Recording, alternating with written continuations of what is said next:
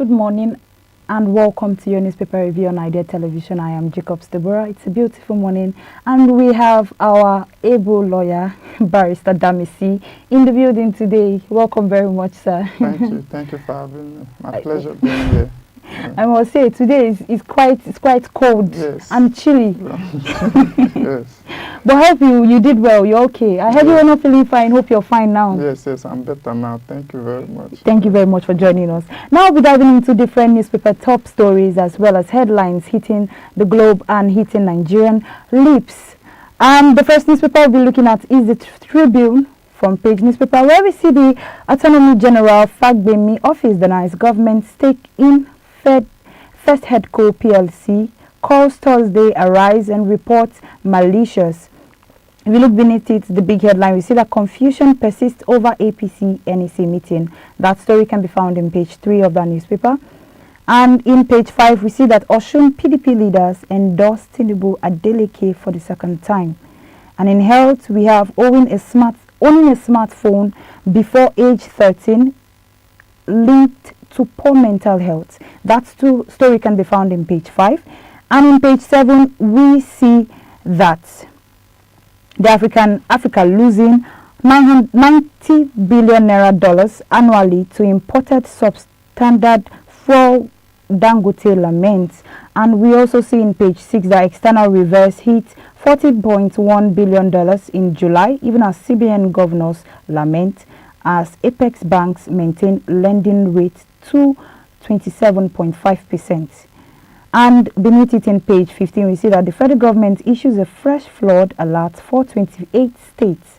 And beside it in page 8, we see that Okpebolo insists Obi must inform him before visiting Edo State. Now back to the story of owning a smartphone before the age of 13 linked to poor mental health.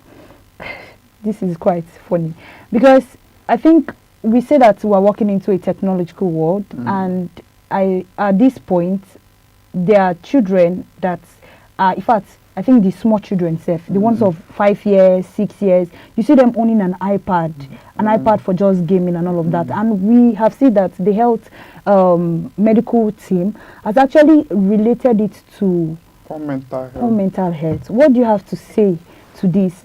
It just reminds me of when I was growing up. I got my first phone at the age of 13, but that was a long time ago. We're not really into smartphones and all of that. We're using all this Motorola, and we're in a tech world. We're in a tech world now. People are being introduced into tech at the age of 4, 5 years. But I understand what the medical practitioners are saying. When you introduce a child to the tech space very early, this rush of dopamine that comes with the excitement of seeing things online, the social media pressure is there as well. But the truth is we can't do without tech at this point in our lives. What we should encourage, or what we encourage parents to do, is to moderate the way their children use tech.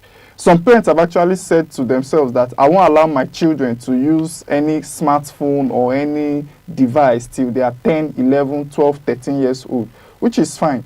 There are some that will tell you my children should use smartphones, no matter how small they are, 5, 6, so that they get introduced early into the tech space. But at the end of the day, moderation should be the key if you don't allow your child to just dwell on a smartphone or on his smartphone for a long period of time. You can see some children, they use smartphones for 12, 13 hours, just playing games, and it will affect their mental health. But if you maybe 1, 2 hours, you use it to do your assignments, to do stuff, then you see that they are being introduced into tech and their mental health is not being affected by these issues. I think there's a way that they can actually restrict children from going beyond the use of that particular technology, assets and all of that. But still, like I said, we are getting into a technological world and we are trying to introduce this to our young ones so that they can be able to keep up with the way the world is going.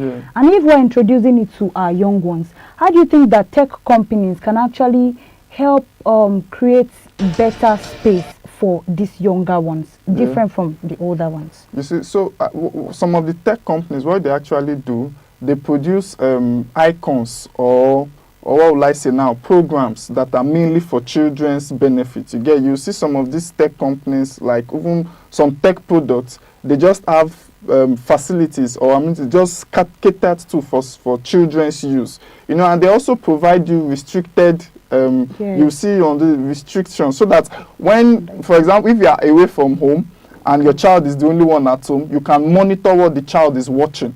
You can even restrict, maybe if the child wants to, you've put a 2-hour guideline. You see, so tech companies are beginning to do that. Tech companies should also educate.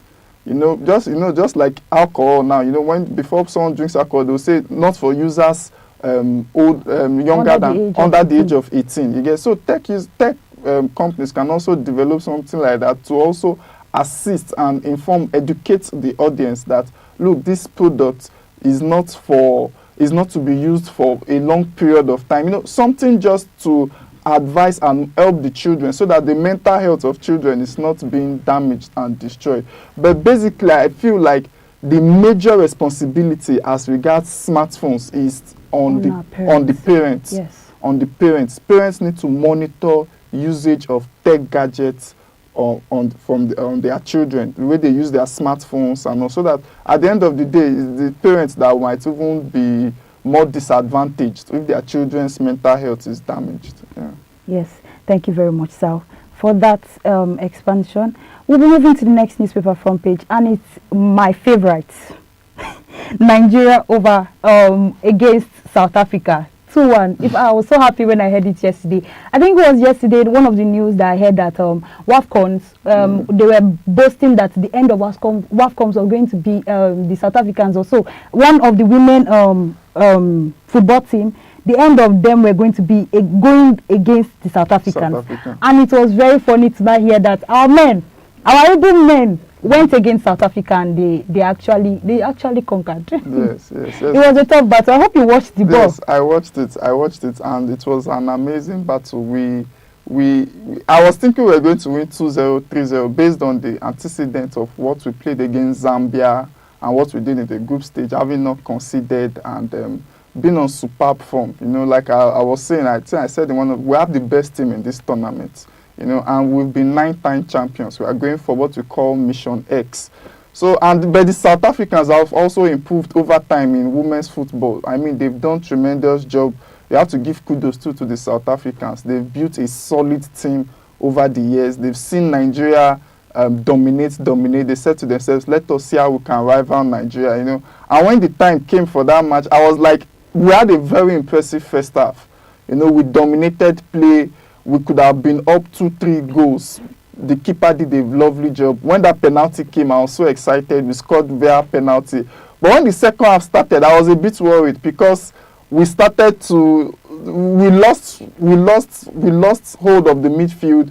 We know the South Africans were basically all over us. They got their penalty, they equalized. I was like, would this be the end of but we just thank God that we were able to score at the dying minute. You know, when it hits more, yes. 94th minute or so, we were able to hit it and get the victory 2-1. We're on facing Morocco at the next stage. That's the final. Hopefully, we'll bring the cup home and we'll become 10-time champions. The giants of Africa will truly become the giants in every other places. Yes. Okay, the next newspaper front page we'll be looking at is the Punch newspaper front page, where we see that Senate okays Tinubu $21 billion foreign loan. That story can be found in page 2 of that newspaper. And beneath it, we see that Dangote exports 1.3 billion liters petrol as marketers buy foreign fuel.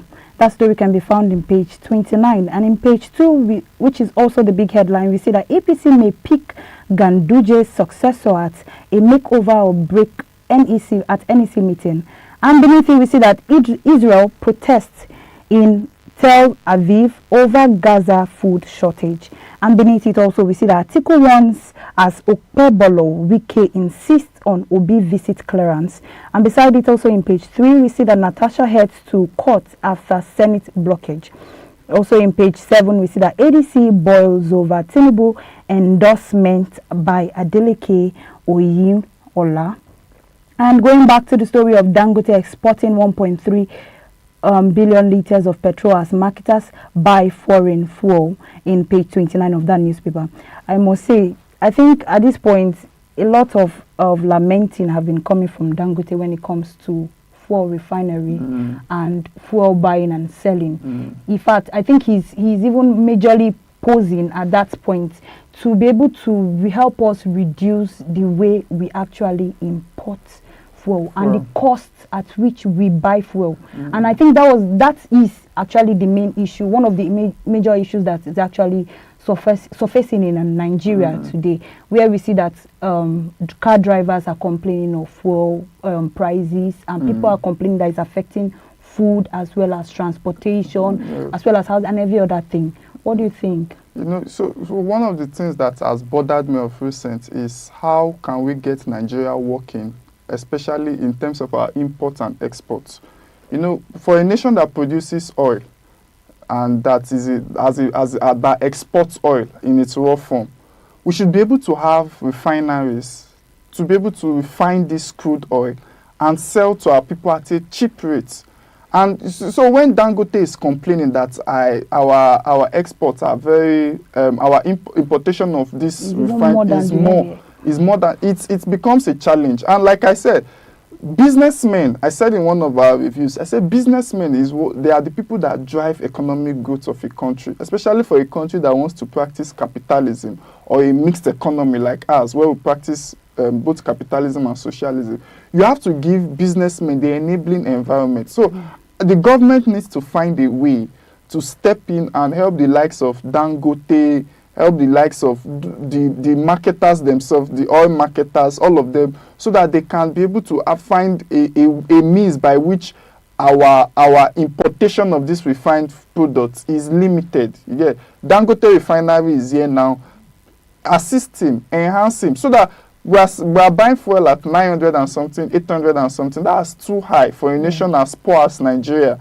If we can get it to 300, 200, that would do the economy a whole lot of good and do the ordinary Nigerians a whole lot of good. So I just pray the government is listening to us and they find a way to reduce the burden. The problem. Yes. Thank you very much, sir. The next newspaper front page is the Guardian newspaper, where we see that AGF's office denies government stake in First Health Co. PLC, calls this day arise to report the malicious report of this. We also see that Nigeria loses $18 billion to multinational tax inventions yearly. That story can be found in page 6. That's what we're also just hitting on of recent. And we also see beside it that 210 trillion naira scandals, even as Senate accuses NNPCL and JECOs of the defense gives on 24 hours ultimatum. Beside it, we see that Benue killings 3,160 displaced, 40 homes destroyed, says federal government. It's a large number. It's a large number. And the big headline, we see that suspense as Tinubu APC NEC meets over zoning new chairman. That story can be found in page 6. Beneath it, we see that ICC reconvention and remaining of the public assets. That story can be found in page 12. And moving to US, we see that stakeholders warn the setback for Nigerian Africa and Africans as US exits UNESCO. Page 6, you can find the full story. And beneath it, we see that tension as security operative denies Natasha access to National Assembly. The next newspaper front page we'll be looking at is the Daily Trust newspaper, where we see that the National Assembly bans Natasha from resuming plenary. We also see beside it that food, act now, not an elders, tell federal government. And we also see that Rep asks US to restore 5 years visa policy for Nigerians. We also see the big headline where how Ajibade, Alioze fired Nigerians into WAFCON finals. We also see our business cannot survive on double-digit interest, entrepreneur says. Beneath it, we also see that 8 months after missing child reunites with mother. And also lawmaker inducts 31 MDAs and asks EFCC to recover 103 billion naira and also $950,000. Beside it, we say why Tinubu is yet to appoint ambassadors.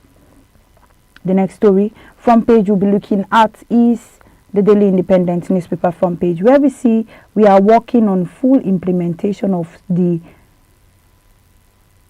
Supreme Court ruling on the local governments, the federal government has said. We also see beside it that we import 10 million barrels of crude monthly from US and others, as Dangote also laments to this situation. And the big headline, we see that 2027 election, PDP finally zoned presidency to the south. And beneath it in page 7, we see the new tax policy, federal government rolls up sleeve to actualize $1 trillion economic target.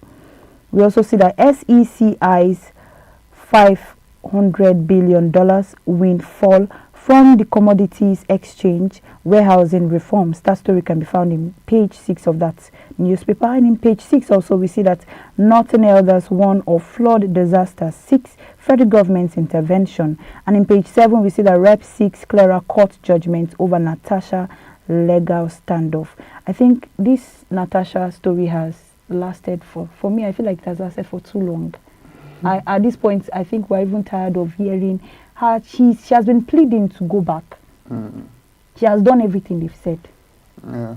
Why are they still lingering on this issue? And she's a very tough woman. Yesterday, she went to the National Assembly. She was prevented from entering plenary and sitting with her colleagues at the National Assembly.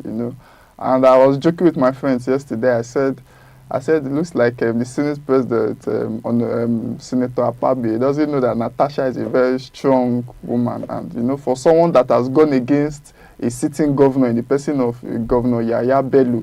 And, if you know the antecedents of Governor Yahaya Bello, he's a very, very strong and tough person.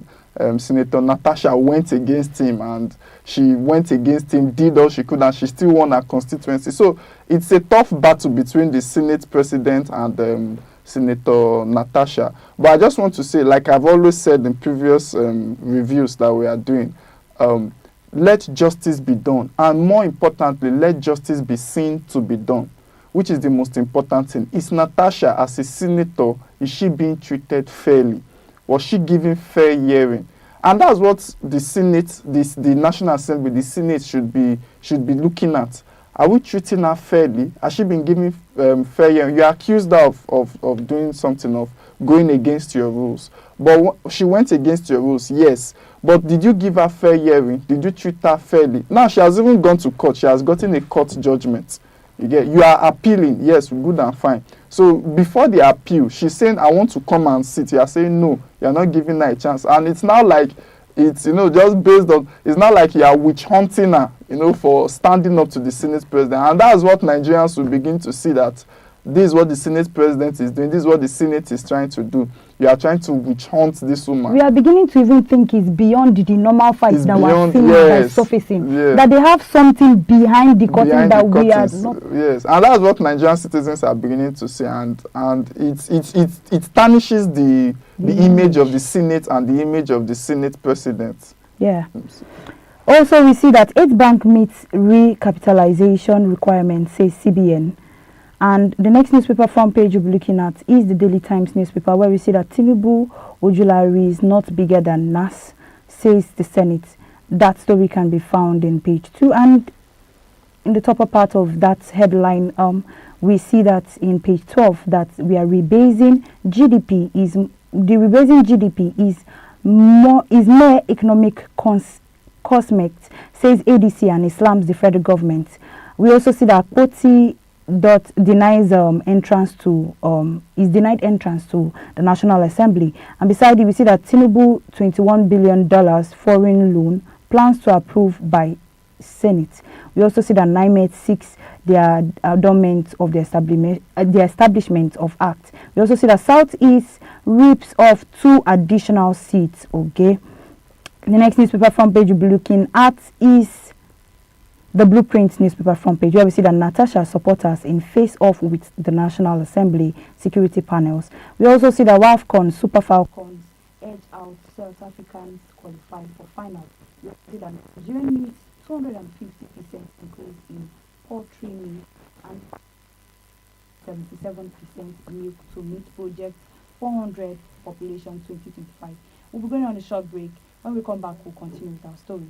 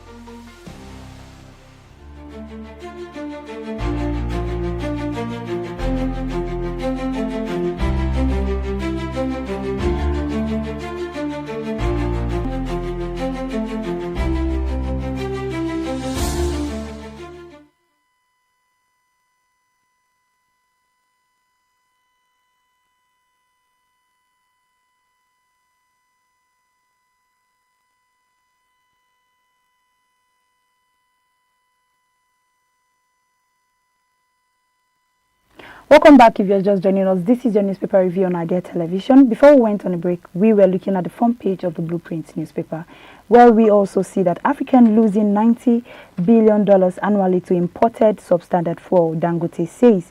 Now we're moving to our last newspaper front page, which is the Metrics newspaper front page, where we see Africa losing 90 billion annually to imported substandard fuel, Dangote laments. Beneath it, we see that Tinubu sets first quarter 26 target for takeoff of national single widows. That story can be found in page 9 of that newspaper. And beneath it, the big headline, we say you remain suspended, Senate tells Natasha. We also see that the Adeleke showns APC and declares 2026 real Instagram account that the showcase says. And beside it, which is the last headline, we see that WAFCON, Nigerian beats holder South Africa to meet Morocco in finals.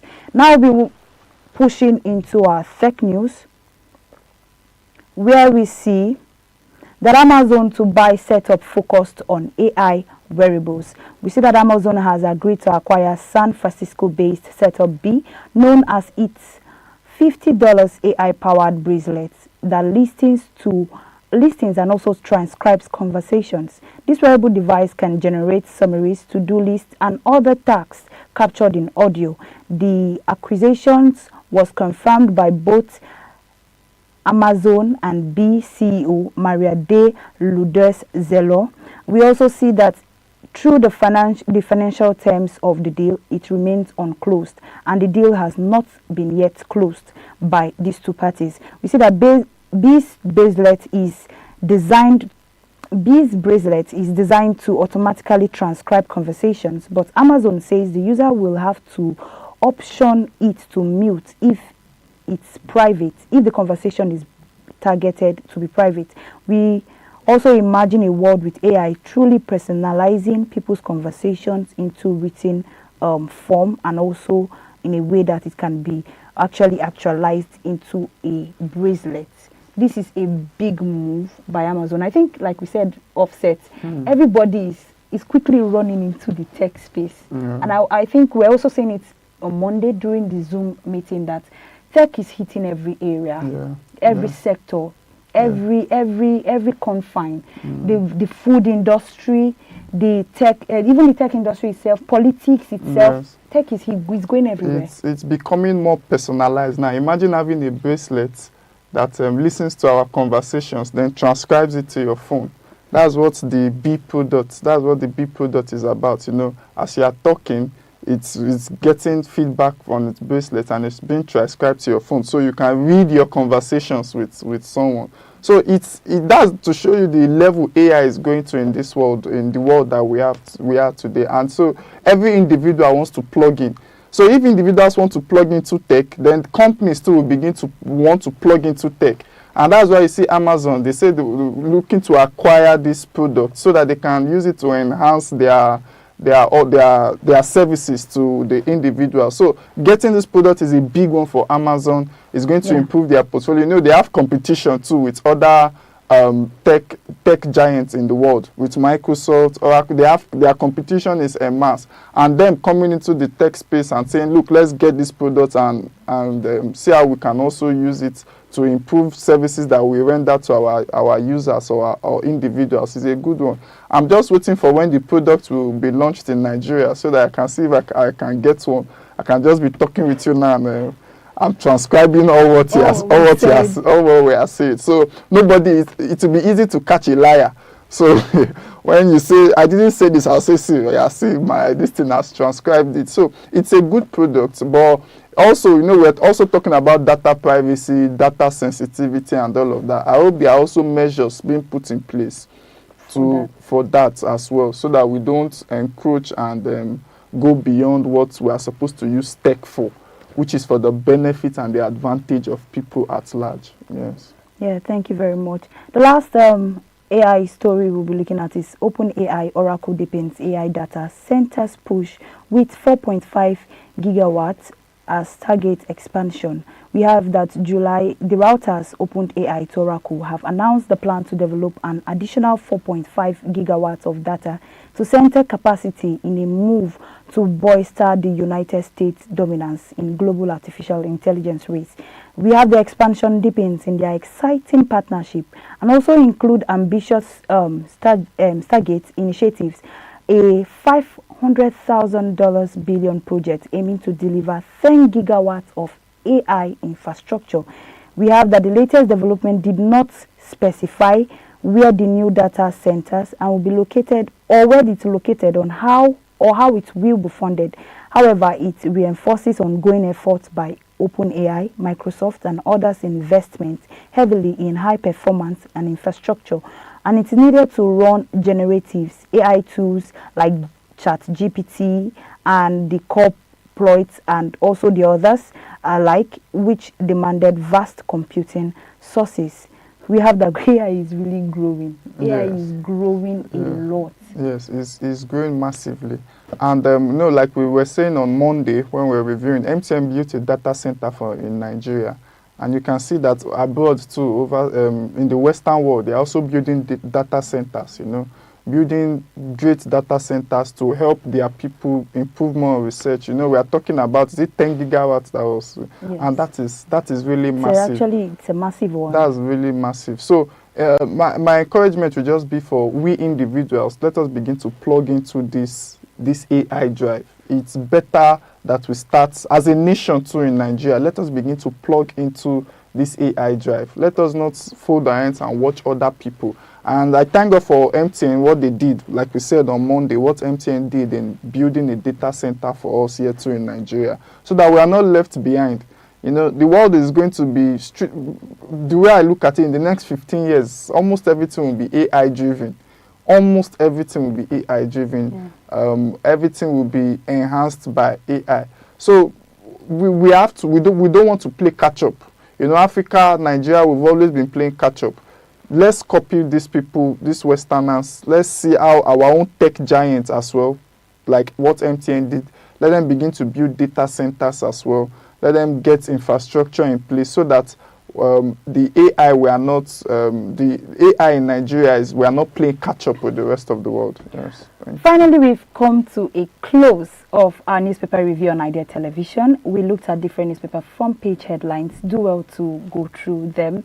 And we had our able lawyer, Barrister Damisi. We always enjoy your presence when you make it available for us. Thank you very much, sir, for coming in. And also thank you to all our viewers who stayed tuned and continued watching. Thank you very much. Coming from Idea Television, do stay tuned even as we bring you more innovative programs as the day would continue to run. I am Jacobs Deborah. Stay informed, stay safe.